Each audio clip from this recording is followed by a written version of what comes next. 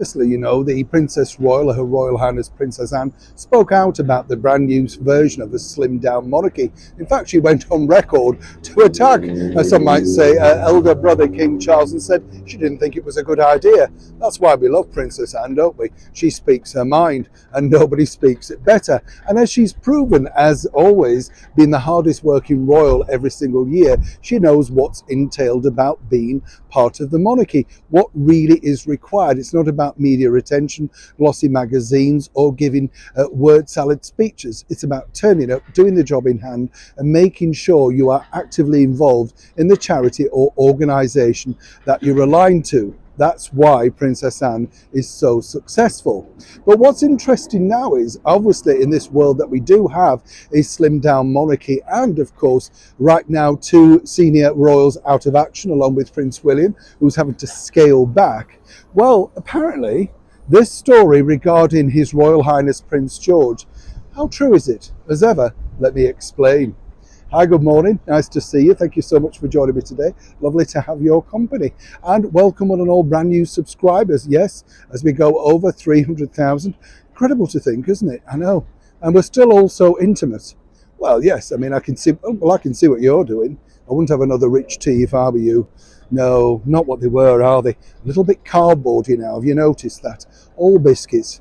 Taking the fun out. I think it's the sugar. Yes. Well, something, isn't there? Certainly not the price, is it?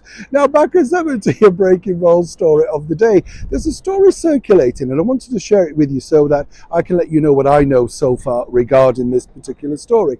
And it is, of course, about the slimmed down monarchy. Where are we at? Because, yes, it is rather worrying, the fact that Catherine and, of course, His Majesty the King, alongside Prince William, are very much slimmed down. This wasn't the plan for His Majesty the King. Obviously, when he came up with this idea, he very much saw his youngest son, the Duke of Sussex, alongside his wife, the Duchess of Sussex, Meghan Markle, partaking in royal duties. As things developed, we all saw truly how that then worked out.